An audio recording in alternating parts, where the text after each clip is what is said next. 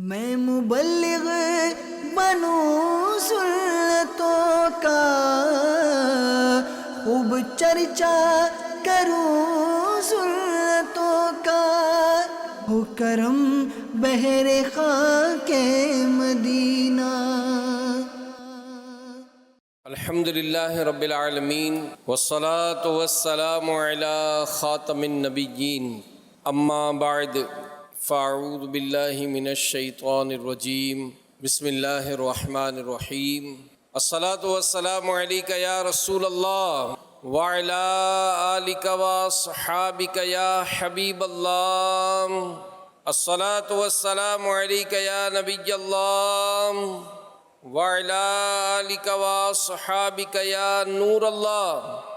اللہ پاک کے آخری نبی رسول ہاشمی محمد عربی صلی اللہ علیہ وآلہ وسلم نے ارشاد فرمایا کہ اے لوگو، بے شک بروز قیامت اس کی دہشتوں اور حساب کتاب سے جلد نجات پانے والا شخص وہ ہوگا جس نے تم میں سے مجھ پر دنیا کے اندر بکثرت درود پاک پڑھے ہوں گے۔ صلو علی الحبیب صلی اللہ علی محمد وعلی آلہ وصحبہ وبارک وسلم۔ صلاۃ و سلام علیک یا سیدی یا سیدی، یا مکی یا مدنی یا عربی، یا قرشی یا ہاشمی یا مطلبی یا رسول اللہ۔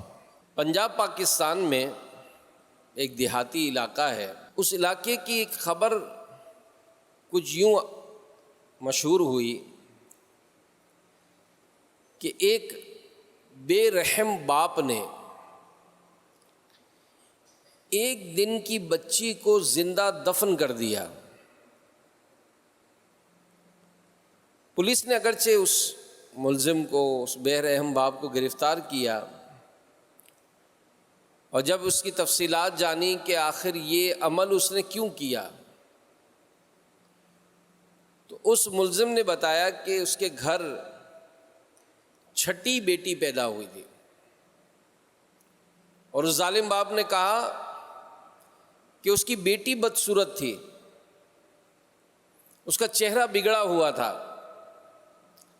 جس پر اس نے ڈاکٹر سے بچی کو زہریلا انجیکشن لگانے کا کہا۔ ڈاکٹر نے انکار کیا، اس پر اس نے اس بچی کو زندہ دفن کر دیا۔ تو یہ واقعہ واقعی ایک ہے نا، رونگٹے کھڑے کر دیتا ہے، سنسنی پھیلا دیتا ہے کہ کیسا سخت دل باپ ہے۔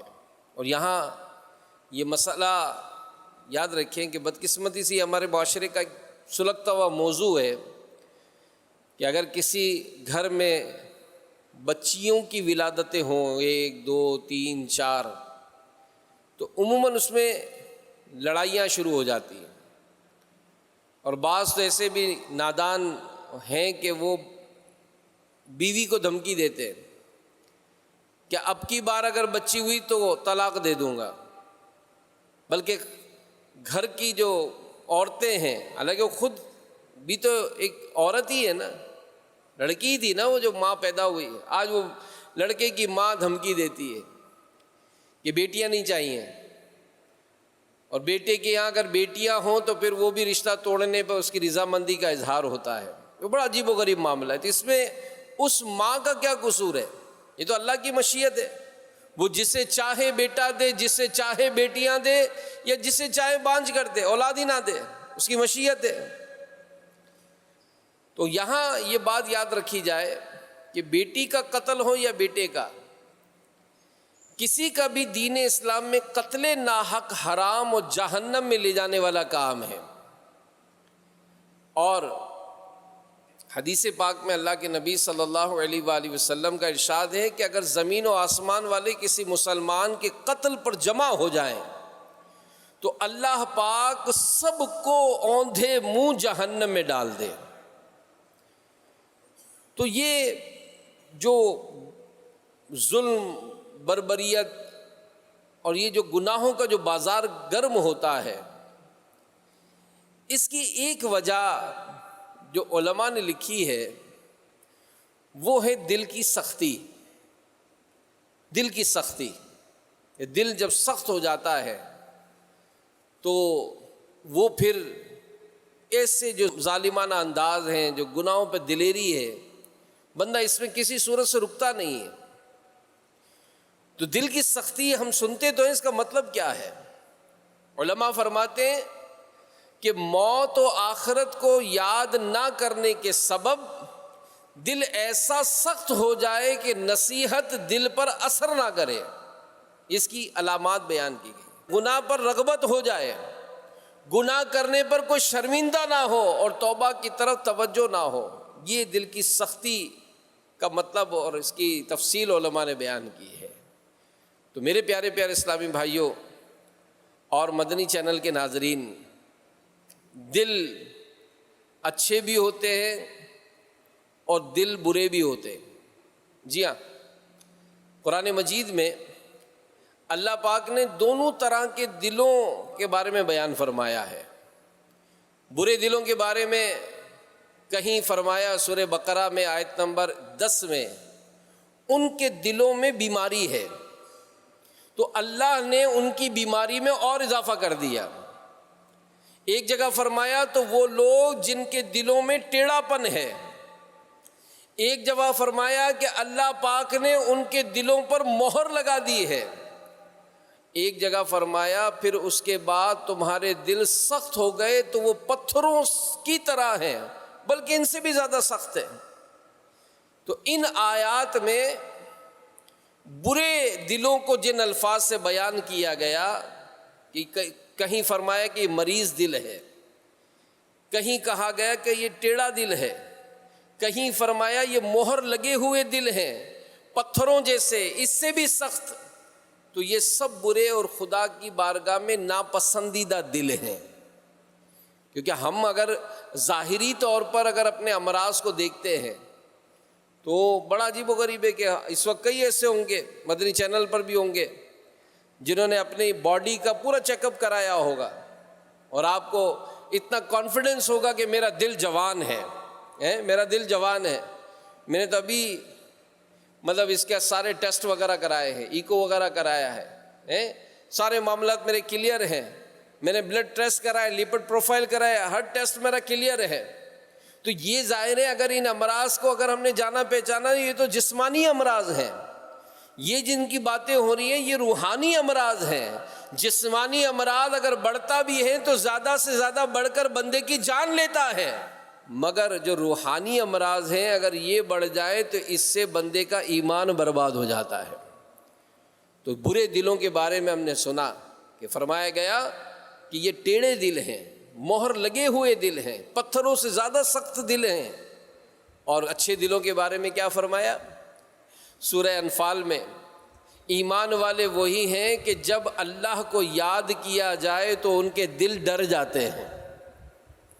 کہیں فرمایا جس دن نہ مال کام آئے گا نہ بیٹے، مگر وہ جو اللہ کے حضور سلامت دل لیے حاضر ہوگا.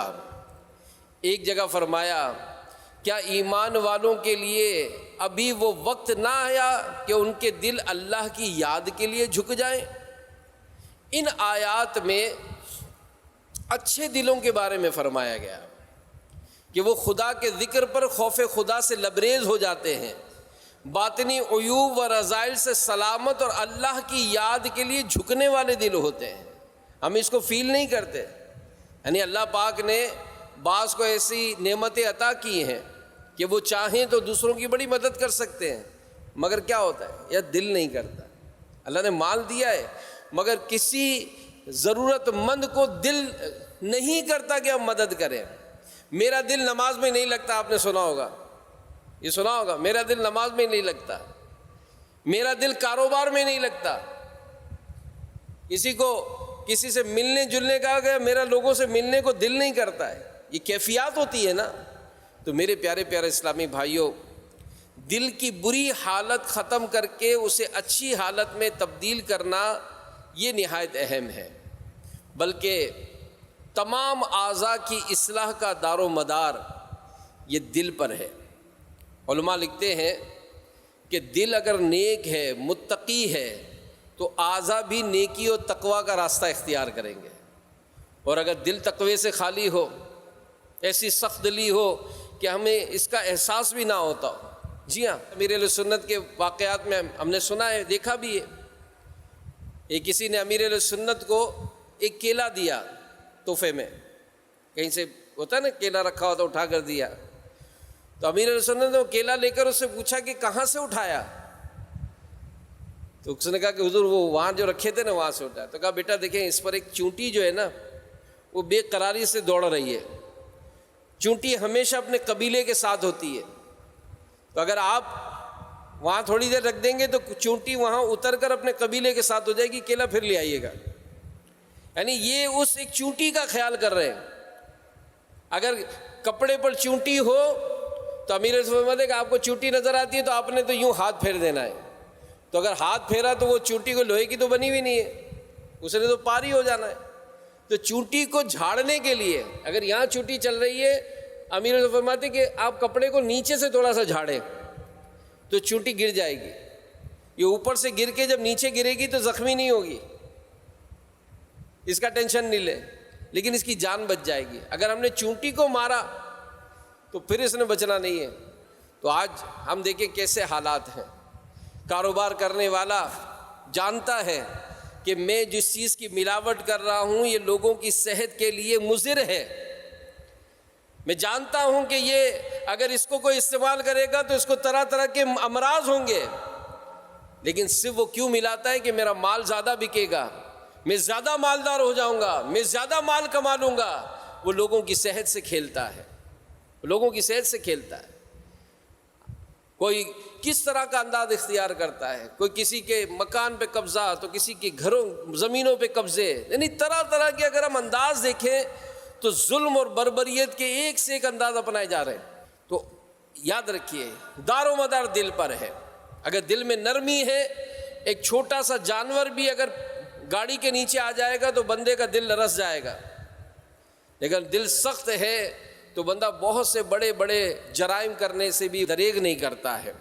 اللہ کے نبی صلی اللہ علیہ وآلہ وسلم نے ارشاد فرمایا، جان لو جسم میں ایک گوشت کا ٹکڑا ہے، جب وہ ٹھیک ہو جائے تو سارا جسم ٹھیک ہو جاتا ہے، جب وہ بگڑ جائے تو پورا جسم بگڑ جاتا ہے. خبردار وہ دل ہے، خبردار وہ دل ہے. تو دل کی سب سے اچھی حالت، اعلیٰ حالت تو یہ ہے کہ پاک صاف ہو، کسی کے لیے بغض و کینہ نہ ہو. یہاں اگر دو آپس میں ملتے ہیں، ہم دیکھ رہے ہیں کہ بڑی محبت سے مل رہے ہیں، آؤ بھگت کر رہے ہیں، چائے پانی کر رہے ہیں، کھانا کھلایا جا رہا ہے. لیکن جیسے ہی یہ مہمان اٹھ کر جاتے ہیں تو اب اس آنے والے کی غیبتیں شروع ہوتی ہے. دیکھا کیسا بڑے بڑے نوالے کھا رہا تھا. 3 دوست بیٹھے ہیں، ایک دوست کھا کر جیسے ہی اٹھتا ہے وہ 2 دوست آپس میں جانے والے کی غیبت کرتے ہیں. یار ہمیشہ آتا ہے مفت کا کھا کے چلا جاتا ہے، کبھی یہ پیسے نہیں دیتا ہے، ہمیشہ ہمیں کو دینا پڑتے ہیں. یہ باتیں ہوتی ہے.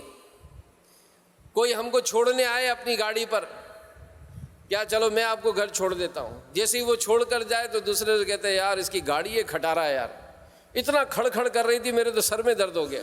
ارے آپ کو تو خوش ہونا چاہیے، آپ کو شکریہ ادا کرنا چاہیے کہ آپ کے ساتھ اس نے ایک اچھا عمل کیا نا، اچھا عمل کیا. آپ اس کا شکریہ ادا کر رہے ہیں ایک طرف تو، اور جیسے ہی یہ جا رہا ہے تو اب اس کی برائیاں کر رہے ہیں. کسی کی شادی میں جاتے ہیں، اب شادی میں گئے، کھانا کھایا، جس کے یہاں شادی کی تقریب تھی اس کو مبارکباد، لفافہ سب کچھ دیا. اب جیسے ہی گاڑی میں آ کر بیٹھتے ہیں میاں بیوی، بچے بھی ساتھ ہیں، تو بیوی شروع ہو جاتی ہے کہ ایسا دکھاوے کے لیے ڈیکوریشن کیا تھا، ایسی ڈشیں بنائی تھی. تو شوہر بولتا ہے کہ ہاں لوگوں کے قرضے لے کر رکھا ہوا ہے اور یہ لوگوں کو دکھانے کے لیے کیسا اس نے ڈیکوریشن کیا، کیسے اس نے زیورات پہنے تھے، کیسا یوں کیا تھا. اب وہ گاڑی میں برائیاں ہو رہی ہیں تو پیچھے جو بچے بیٹھے ہیں وہ نہیں سوچتے ہوں گے یار ہمارے ماں باپ کیسے ہیں، ابھی انہوں نے گلے لگ کر مبارکباد دی، ابھی لفافے دیے اور ابھی یہ اس کی برائیاں کر رہے ہیں. تو یہ کیوں ہوتا ہے؟ یہ ہمارے اندرونی معاملات جو نہیں اچھے نہیں ہیں. تو لہذا میرے پیارے اسلامی بھائیوں اور مدنی چینل کے ناظرین، اپنے دلوں کو پاک و صاف کرنا ہے، نفسانی خواہشات سے دور. محبت الہی میں مستغرق، رضا الہی کا طلبگار ہو.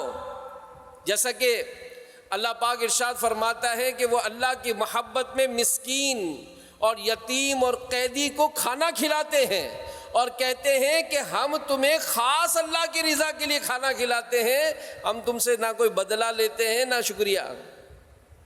یہ کون لوگ ہیں جو اللہ کی رضا کے لیے کام کرتے ہیں؟ اور ہم اگر کرتے بھی ہیں تو لوگوں کو دکھانے کے لیے کرتے ہیں. اللہ کی عبادت کرتے ہیں تو وہ بے دلی سے، مال دیتے ہیں تو بے دلی سے، جان قربانی بھی کی تو بے دلی سے، اللہ کی راہ میں خرچ کیا تو بے دلی سے. مطلب ہم خود سوچیں کہ ہماری کیفیت کیا ہے. تو میرے پیارے پیارے اسلامی بھائیوں، اپنے دلوں کو اللہ کی یاد کا مرکز بنائیں. اللہ کی یاد ہو، خوش دلی ہو، تقوی ہو، پرہیزگاری ہو، اللہ کا خوف ہو. تو میرے پیارے پیارے اسلامی بھائیوں، اسی طرح اعلیٰ حالات کے مقابلے میں دل کی بدتر حالت جو علماء نے لکھی ہے وہ کیا ہے؟ یاد خدا سے غافل، نماز کا بھی پتہ نہیں، ذکر و اذکار کا پتہ نہیں. درود شریف پوچھیں اپنے آپ سے کہ دن بھر میں کتنا اہتمام کرتے درود پڑھنے کا، اللہ کے ذکر کی ہم کو کتنی لذت ملتی ہے.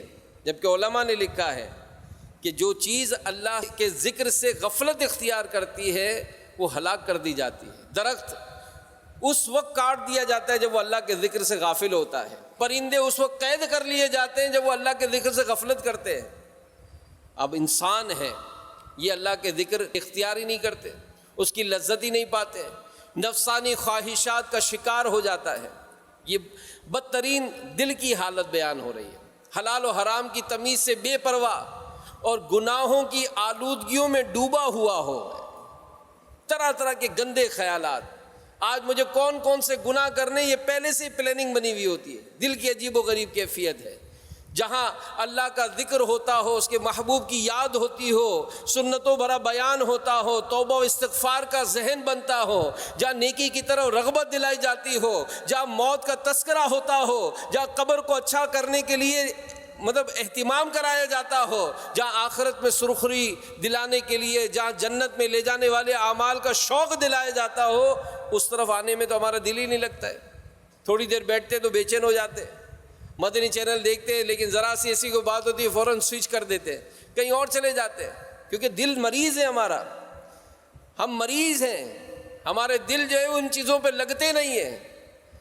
تو یہ میرے پیارے پیارے اسلام بھائی کیفیت پر ہمیں غور کرنا ہے. اور تیسری حالت کہ دل مختلف خیالات کے لیے میدان جنگ بنا ہوتا ہے. اس میں شیطان اور فرشتوں کی جنگ جاری ہوتی ہے. شیطان دنیاوی لذتوں کو بڑا چڑھا کر پیش کرتا ہے اور کہ دیکھ لوگ کتنے مزے میں ہیں، عیش کی زندگی گزار رہے ہیں، مستیوں میں مگن ہیں، تم خامخواہ عبادت کی مشقتوں میں خود کو ہلکان کر رہے ہو.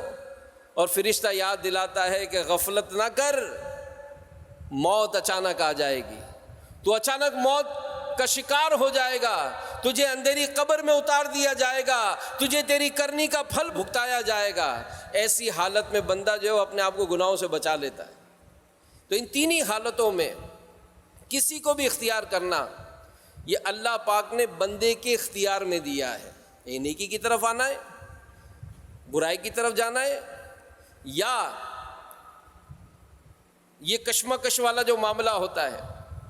تو بہترین حالت وہ اپنی محنت سے ہے.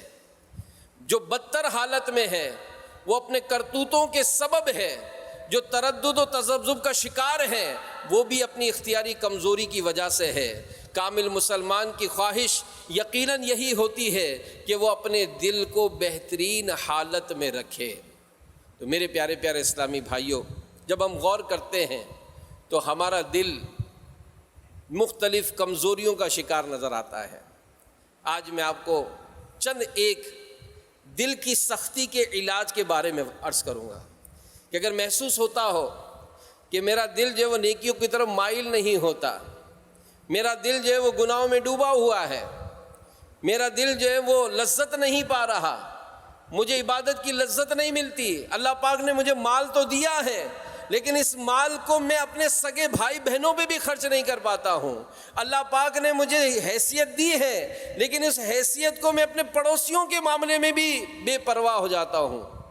اللہ پاک نے مجھے وقت دیا ہے، آسائشیں دی ہیں، لیکن میں عبادت کی طرف نہیں آ پاتا ہوں۔ آسانیاں ہیں مجھے، اچھی صحت ہے مجھے۔ آپ دیکھیں کوئی تو ایسا شخص ہے جو گھسٹ گھسٹ کر مطلب وہ عبادت کی طرف بڑھتا ہے، کوئی ایسا ہے جو بیساکھیوں پہ چل کر مسجد کی طرف آ رہا ہے، اور کوئی ایسا ہے جس کو اللہ پاک نے اچھا جسم دیا، بہترین طاقت دی، صحت دی، لیکن وہ عبادت کی طرف نہیں آ رہا۔ کوئی ایسا ہے جو سہارا لے کر حی علی الصلاح حی علی الفلاح کی پکار پر مسجد کی طرف آ رہا ہے، اور کوئی ایسا ہے جو بستر پر اور اوندھے منہ پڑ جاتا ہے۔ تو ہم غور کریں نا کہ واقعی میری کیفیت کیا ہے۔ تو اگر دل کی ایسی سختی کی علامت محسوس ہو تو آئیے ایک حدیث سنتے ہیں۔ اللہ کے پیارے نبی صلی اللہ علیہ وآلہ وسلم کی بارگاہ میں ایک شخص حاضر ہوا اور اس نے سخت دلی کی شکایت کی، تو رسول اللہ صلی اللہ علیہ وآلہ وسلم نے ارشاد فرمایا، اگر تم دل کی نرمی چاہتے ہو تو مسکین کو کھانا کھلاؤ اور یتیم کے سر پر ہاتھ پھیرو۔ مسکین کو کھانا کھلاؤ اور یتیم کے سر پر ہاتھ پھیرو۔ تو اس حدیث پاک میں اللہ کے نبی صلی اللہ علیہ وآلہ وسلم نے دل کی سختی کے دو علاج عطا فرمائے۔ علاج کی خوبصورتی پر غور کرنے سے کیا بات سامنے آتی ہے کہ یتیموں اور مسکینوں سے حسن سلوک یہ اللہ پاک کی رحمت حاصل کرنے کا ذریعہ ہے، اور رحمت الہی دل کی نرمی کا سبب ہے۔ حکیم الامت مفتی احمد یار خان نعیمی رحمۃ اللہ علیہ اس حدیث پاک کے تحت فرماتے ہیں کہ یتیموں مسکینوں پر مہربانی اللہ کی رحمت کا ذریعہ ہے، اور اللہ کی رحمت سے دل نرم ہوتا ہے۔ قرآن پاک میں اللہ پاک ارشاد فرماتا ہے، او اطعام فی یوم ذی مسغبہ یتیما ذا مقربہ او مسکینا ذا متربہ۔ ترجمہ کنز الایمان، یا بھوک کے دن کھانا دینا رشتہ دار یتیم کو یا خاک نشین مسکین کو۔ تو میرے پیارے پیارے اسلامی بھائیوں، اللہ پاک ہمیں بھی دل کی نرمی عطا فرمائے، دل کی سختی ہماری دور ہو جائے، کیونکہ دل کی سختی یہ کوئی معمولی بیماری نہیں ہے۔ بڑے بڑے گناہ جیسے میں نے کہ عرض کیا نا، یہ دل کی سختی کے سبب سے ہو جاتا ہے، حتیٰ کہ بندہ کفر تک جا پہنچتا ہے اور انسان بڑے سے بڑے گناہ بھی کر جاتا ہے۔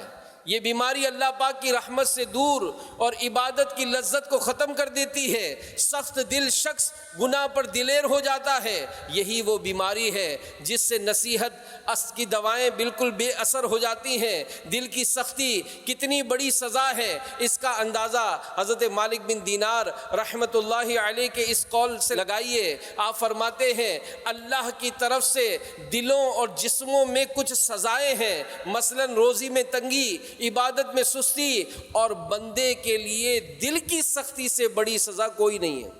دل کی سختی ہونا، دل کا سخت ہونا، یہ بندے کے لیے سب سے بڑی سزا ہے، سب سے بڑی سزا ہے کہ نیکیوں کی طرف دل مائل ہی نہیں ہوتا، دل لگتا ہی نہیں ہے ہمارا۔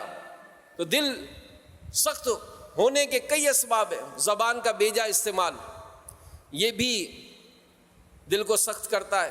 جی ہاں، اللہ کے نبی صلی اللہ علیہ وآلہ وسلم کا فرمان ہے، اے لوگو ذکر اللہ کے بغیر کلام کی کثرت مت کیا کرو، کیونکہ ذکر اللہ کے بغیر کثرت سے باتیں کرنا یہ دل کی سختی کا باعث ہے۔ بے شک لوگوں میں اللہ پاک سے زیادہ دور وہ شخص ہے جس کا دل سخت ہو۔ گندی باتیں کرنا، فحش کلامی کرنا، گالیاں بکنا، یہ عام طور پہ معاشرے کا ایک کلچر ہے۔ عام طور پر گندی گندی سٹوریاں کوئی سنائے، گندی گندی کہانیاں کوئی سنائے، کوئی ایسے واقعات سنائے، کوئی ایسے فلمی جو ہے وہ مناظر کی تفصیل کوئی بتائے، اس کے بعد دیکھیں بیٹھنے والوں کی کثرت ملے گی، لیکن کوئی خوف خدا کی، موت کی، قبر کی، آخرت کی بات کرے، نہ نہ نہ بابا یہ تو بہت ڈراتا ہے یار۔ ارے اللہ کرے ہم ڈر جائیں، اللہ کرے ہم ڈر جائیں، کہ یہ ڈر ہی تو بندے کو گناہ سے بچاتا ہے، اور جب دلیر ہو جاتا ہے تو پھر تو بے باک ہو جاتا ہے۔ تو فحش کلامی جو کرتے ہیں، گندی باتیں جو کرتے ہیں، سنیے اللہ کے نبی صلی اللہ علیہ وآلہ وسلم فرماتے ہیں کہ فحش گوئی یہ سخت دلی سے ہے، اور سخت دلی آگ میں ہے۔ مفتی احمد یار خان نعیمی رحمۃ اللہ علیہ اس حدیث پاک کے تحت فرماتے ہیں جو شخص زبان کا بے باک ہو کہ ہر بری بھلی بات بے دھڑک منہ سے نکال دے، تو سمجھ لو کہ اس کا دل سخت ہے، اس میں حیا نہیں۔ کہ سختی یہ وہ درخت ہے جس کی جڑ انسان کے دل میں ہے اور اس کی شاخ دوزخ میں ہے۔ ایسے بے دھڑک انسان کا انجام یہ ہوتا ہے کہ وہ اللہ و رسول کی بارگاہ میں بھی بے ادب ہو کر کافر ہو جاتا ہے۔ تو زبان جب چلتی ہے نا، زبان چلتی ہے تو کہتے ہیں نا کہ تیر اگر کوئی چھوڑے تو اس کا نشانہ خطا ہو جاتا ہے، لیکن زبان سے جب کوئی بات نکلتی ہے نا تو نشانے پہ لگتی ہے، دل کو توڑ پھوڑ کر رکھ دیتی ہے۔ تو زبان کا بیجا استعمال، غلط استعمال، غصے میں گالیاں دینا، جیسے بعض ایسے کمپنی کے بھی بڑے افراد ہوتے ہیں جن کے پاس ایسا منصب ہوتا ہے تو ان کا سلوک اپنے ملازموں سے اچھا نہیں ہوتا ہے۔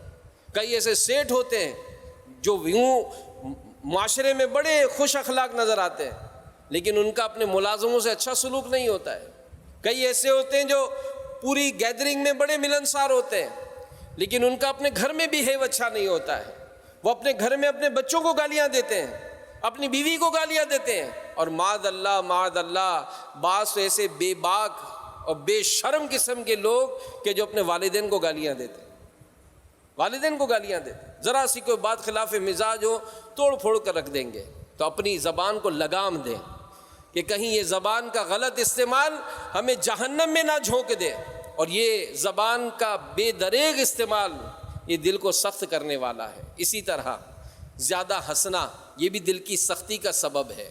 اللہ کے نبی صلی اللہ علیہ وآلہ وسلم نے ارشاد فرمایا زیادہ مت ہنسو، کیونکہ زیادہ ہنسنا دل کو مردہ یعنی سخت کر دیتا ہے۔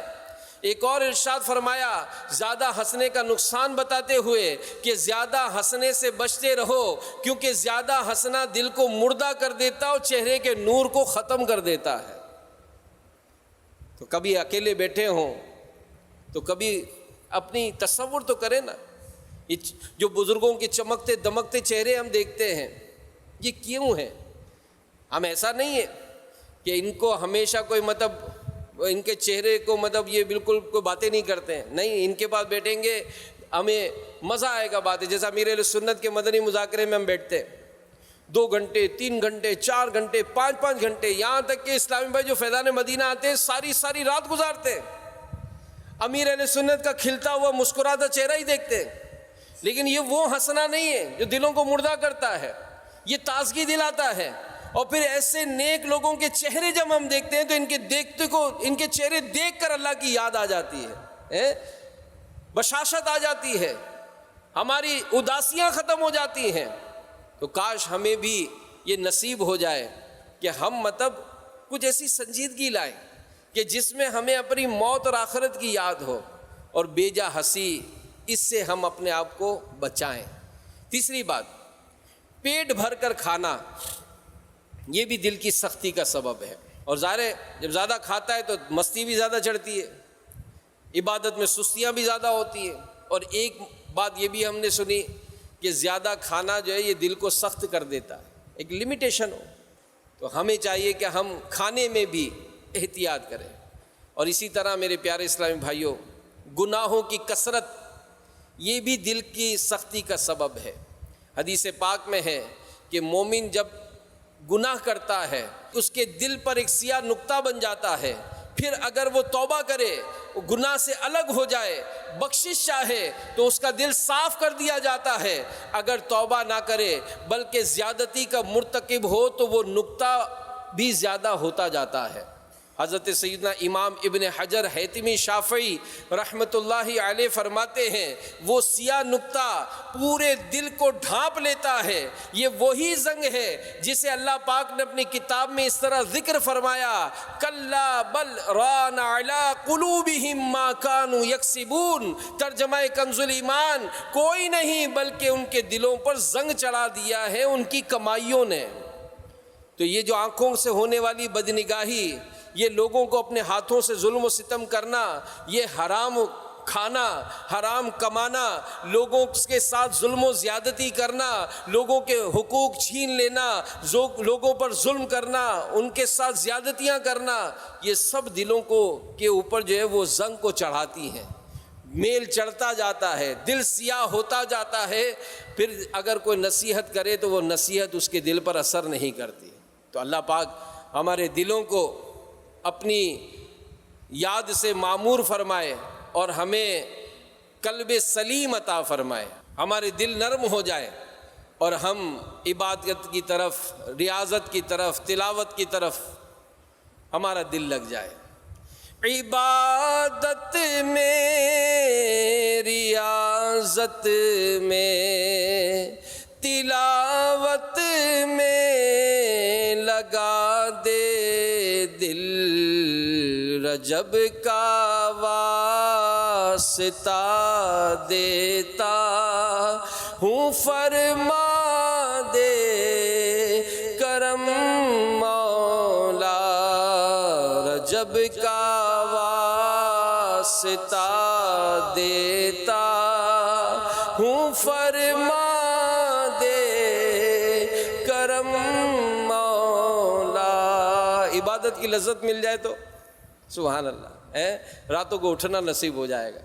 فرمایا جاتا ہے کہ عثمان غنی رضی اللہ تعالیٰ عنہ یہ وتر میں پورا قرآن پڑھتے تھے، وتر کی نماز میں پورا قرآن پڑھتے تھے، چونکہ اور رات کو یہ اٹھ کر عبادت کا اہتمام کرتے تھے، ان کی عبادت کے معاملات تھے، ان کے دل عبادت میں لگے ہوئے تھے، یعنی حتیٰ کہ آپ کو جب شہید کیا گیا تو اس وقت بھی آپ قرآن کی تلاوت فرما رہے تھے، دل لگا ہوا تھا نا۔ آج ہم اور مدنی چینل کے ناظرین غور کریں، پورا سال گزر جاتا ہے، قرآن حفظ کرنے کے باوجود بھی قرآن پڑھنے کی توفیق نہیں ملتی ہے۔ مسجد محلے میں ہے، گھر کے سامنے مسجد ہے، لیکن اس مسجد میں جانے کی توفیق نہیں ہوتی ہے۔ نماز پڑھتے تو جمعہ کے دن کبھی اٹھ کے بھاگم بھاگ پہنچ گئے تو پہنچ گئے، عید پڑھنے چلے گئے تو چلے گئے، مسجد میں ہمارا دل نہیں لگتا۔ دعوت اسلامی والے اگر اجتماع میں بلاتے ہیں تو اجتماع میں آنے کو ہمارا دل نہیں کرتا ہے۔ مدنی قافلے میں سفر کی بات کریں تو سال ہر سال گزر گئے ہوں گے، دعوتیں تو ملی ہیں، مگر اس قافلے میں سفر کو ہم نے کبھی سیریس لیا ہی نہیں ہے۔ تو میرے پیارے پیارے اسلامی بھائیوں، مدنی چینل کے ناظرین، اپنے دل کو عبادت کی طرف لائیں، ریاضت کی طرف لائیں۔ تو چند علاج میں عرض کرتا ہوں، میں بھی نیت کرتا ہوں کہ انشاءاللہ اس پر عمل کریں گے تاکہ ہمارے دل بھی عبادت کی لذت پائیں۔ رسول اکرم صلی اللہ علیہ وآلہ وسلم نے جو دل کی سختی کے علاج عطا فرمائے ان میں سے چند ایک بیان کرتا ہوں۔ پہلا، تلاوت قرآن اور موت کی یاد، اس میں دل کی سختی دور کرنے کا بہترین ذریعہ ہے۔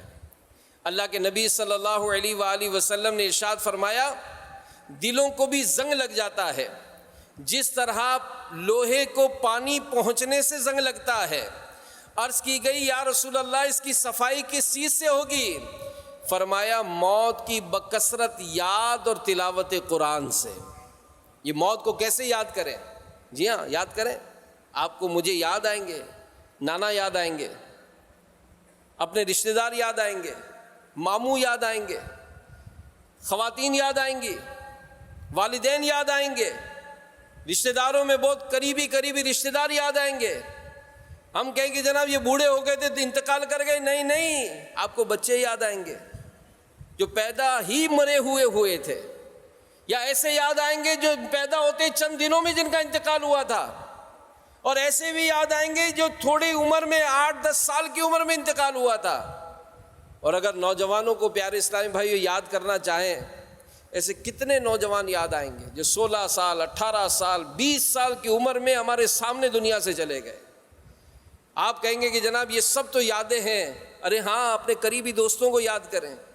کئی ایسے ہوں گے جنہوں نے رات کو آپ کو فون کیا ہوگا، رات کو آپس میں کہیں دعوت میں آپ ملاقات کی تھی، آپ آپس میں کہیں رشتہ داروں کے جمع ہوئے تھے، سب اپنے اپنے گھر واپس لوٹے، 1-1.5 گھنٹے کے بعد فون آیا کہ فلاں کا انتقال ہو گیا ہے۔ دھک سے ہمارا کلیجہ بیٹھ جاتا ہے، اگر اس کا انتقال ہو گیا، ابھی 1 گھنٹے پہلے تو میں نے ملاقات کی ہے، ساتھ بیٹھے بیٹھے لوگ ہمارے سامنے مر جاتے ہیں، بیان کرنے والا بیان کرتے کرتے مر رہا ہے، گناہ کرنے والا گناہ کرتے کرتے مر رہا ہے۔ ارے شادی کا دولہا صحرا سجا ہوا شادی کی تقریب میں ہی گرا اور اس کا انتقال ہو گیا۔ کہ یہ واقعات نہیں سنے؟ تو یہ مرنے والے کیا ہمیں اس بات کا پیغام نہیں دے رہے کہ جس طرح میں اس دنیا سے گیا تم بھی اس دنیا سے چلے جاؤ گے؟ ہاں ہاں، ہم مرنے والے ہیں، دنیا سے جانے والے ہیں۔ جب سوچتے ہیں کہ اس دنیا سے جانا ہے تو کہاں جانا ہے؟ قبرستان میں جانا ہے، قبر میں جانا ہے۔ یہ سارا بہترین بنگلہ، یہ سارے بہترین فرنیچر، یہ بہترین گاڑیاں، یہ بڑا بڑا بینک بیلنس، سب کا سب یہیں رہ جائے گا، ہمیں قبر میں دفنا دیا جائے گا۔ اس قبر میں کیا ہوگا؟ ذرا دیکھیں اس قبرستان والوں کو۔ جی ہاں، اس میں ہمارے ہی والدین ہیں، اس میں ہمارے ہی رشتہ دار ہیں، اس میں وہ لوگ ہیں جنہوں نے اس گھر کو بنایا تھا جس میں ہم اور آپ رہتے ہیں، وہ گاڑیاں جس میں ہم گھومتے ہیں، اس گاڑی کو خریدنے والے وہی قبرستان میں لیٹے ہوئے ہیں۔ لیکن آج ان کی قبروں کا کیا حال ہے؟